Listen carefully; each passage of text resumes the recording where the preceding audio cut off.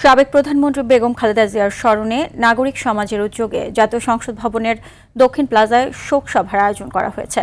দুপুর 2:30টায় শুরু হওয়া শোক সভায় খালেদা জিয়ার বড় ছেলে ও বিএনপি চেয়ারম্যান তারেক রহমান সহ পরিবারের সদস্যরা উপস্থিত থাকবেন।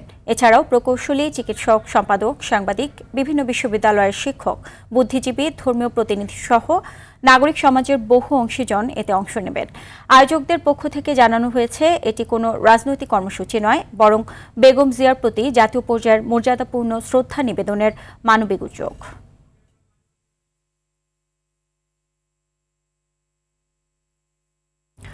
দর্শক, সংসদ ভবনের দক্ষিণ প্লাজা থেকে সরাসরি যুক্ত হচ্ছেন সহকর্মী রুদ্র রফিক।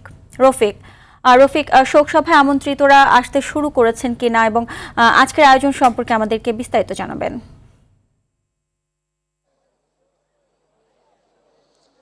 সুজানা, যথাযথ ধর্মীয় ভাব গাম্ভীর্যপূর্ণ পরিবেশে আসলে আজকের এই স্মরণ সভাটি আয়োজন করা হয়েছে। ইতিমধ্যেই যারা আমন্ত্রিত তারা আসতে শুরু করেছেন। আপনাকে একটু দেখাতে চাই, আয়োজক কমিটির পক্ষ থেকে কিন্তু জানানো হয়েছিল যে আজকের এই আলোচনা অনুষ্ঠানটি সম্পূর্ণ স্মরণ সভা, এখানে কোনো রাজনৈতিক আলাপ আলোচনা বা রাজনৈতিক কোনো অনুষ্ঠান এটি নয়। ইতিমধ্যেই কিন্তু আমন্ত্রিত অতিথি গতকাল সংবাদ সম্মেলনের মাধ্যমে কিন্তু জানানো হয়েছিল যে প্রায় 5,000 আমন্ত্রিত অতিথি এই স্মরণ সভায় যোগ দিবেন।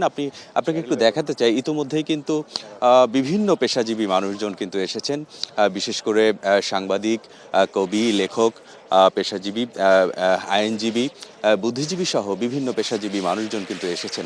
যেহেতু এখনো অনুষ্ঠানটি শুরু হতে আরো কিছু সময় বাকি, বেলা 2:30টায় আসলে আনুষ্ঠানিকভাবে এই অনুষ্ঠানটি শুরু হবে। রাজনীতিবিদ ছিলেন, জানানো হয়েছে বেগম জিয়ার যে সংগ্রামী ছিলেন, আন্দোলন করেছেন, জাতীয় স্বাধীনতা সার্বভৌমত্বের প্রতীক ছিলেন। বেগম জিয়ার যে ভূমিকা, সেই ভূমিকাগুলো আসলে এই স্মরণ সভায় আলোচনা করা হবে। আমরা একটু কথা বলতে চাই, এখানে রয়েছেন বিএনপির মিডিয়া সেলের সদস্য জনাব শাহরুল কবির খান। জনাব শাহরুল কবির খান, একটু বলবেন যে আজকের এই আয়োজনের পুরো বিষয়টা সম্পর্কে যদি একটু বলতেন।